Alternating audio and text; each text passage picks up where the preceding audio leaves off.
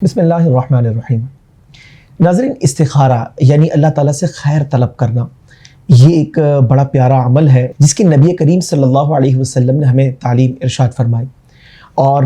پیارے آقا صلی اللہ علیہ وسلم نے اس کا اس قدر اہتمام فرمایا کہ صحابہ کرام علیہم رضوان یہ فرماتے ہیں کہ آپ صلی اللہ علیہ وسلم نے ہمیں استخارہ کی اس طریقے سے تعلیم ارشاد فرمائی جیسا کہ آپ صلی اللہ علیہ وسلم نے ہمیں نماز سکھائی۔ علماء فرماتے ہیں کہ دعائے استخارہ جو کہ آپ اسکرین پر دیکھ رہے ہیں، انسان کو روزانہ پڑھ لینا چاہیے، اور روزمرہ زندگی کے اندر انسان جو بھی کام کرتا ہے اگر دعا پڑھ کر وہ اپنے کاموں کا آغاز کرتا ہے تو اللہ تبارک و تعالی خیر اور شر کے حوالے سے دل کے اندر انسان کے القاء فرما دیتا ہے، یعنی ایک رجحان دل کا ہو جاتا ہے کہ یہ چیز بہتر ہے اور یہ چیز بہتر نہیں ہے، اور یہ اللہ تبارک و تعالیٰ کی طرف سے ہوتا ہے اس وقت کہ جب انسان دعائے استخارہ کر کر اللہ تعالیٰ سے خیر کو طلب کر لے۔ اس حوالے سے میں آپ کو ایک واقعہ عرض کروں۔ ہمارے ایک عزیز ہیں، ان کی اہلیہ بیمار پڑ گئیں، مختلف قسم کے ٹیسٹ کروائے اور جناب مرض ڈائگنوز ہی نہیں ہو پا رہا کہ کیا پرابلم ہے، اور ڈاکٹرز بھی بڑے پریشان ہیں۔ حالت اس قدر ناساز ہو گئی کہ ایسا محسوس ہونے لگا کہ شاید یہ شفایاب بھی نہیں ہو پائیں گی اور ان کا انتقال ہو جائے گا۔ اور عام طور پر ایسا ہوتا ہے کہ قریبی افراد جو ہیں وہ اس بات کو محسوس کر لیتے ہیں، اور ڈاکٹرز بھی بعض اوقات آگاہ کر دیتے ہیں کہ حالت جو ہے وہ بہت زیادہ خراب ہو چکی ہے۔ تو ان کا بھی اسی طریقے کا معاملہ تھا۔ اب انہیں یہ یاد آیا کہ میں نے دعائے استخارہ نہیں پڑھی ہے۔ اسی وقت انہوں نے استخارے کی دعا پڑھی، اور اب اس کے بعد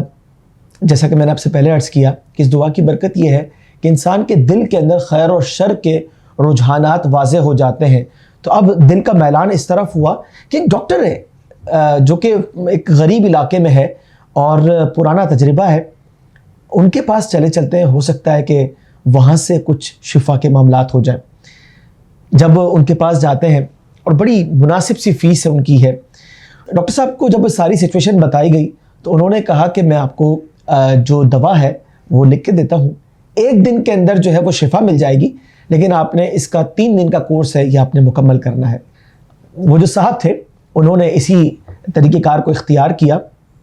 اور اتفاق ایسا ہوا کہ جیسا کہ ڈاکٹر نے بتایا تھا ایک دن کے اندر شفا بھی مل گئی۔ اب انتہائی حیران ہو گئے کہ آخر یہ کیسے پاسبل ہے کہ اتنے سارے ٹیسٹ کروائے اور جناب بڑے بڑے ڈاکٹرز جو ہیں وہ عاجز آ گئے، اور یہ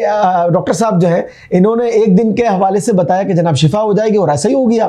وہ انتہائی حیران، لیکن مشورہ کرنے کے بعد یہی طے پایا کہ جیسا کہ ڈاکٹر صاحب نے کہا ہے کہ مزید 2 دن دوا جو ہے وہ جاری رکھنی ہے، تو اس کو جاری رکھا گیا۔ اچھا، وہ اس طریقے سے اتفاق اس میڈیسن کو جب بعد میں دیکھا گیا تو وہ تو ملیریا کی تھی۔ اب انہوں نے کال کی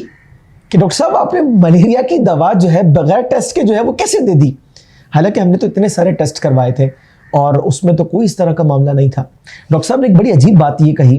کہ ہمارے ہاں چونکہ لوگ غریب ہیں، اکثر وہ ٹیسٹ وغیرہ افورڈ نہیں کر سکتے، لہٰذا ہم جو ہے بغیر ٹیسٹ کے علامات دیکھ کر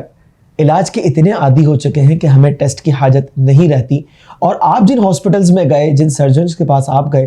تو ظاہر سی بات ہے کہ وہ ٹیسٹ کر کے ہی نتیجے تک پہنچتے ہیں، اور چونکہ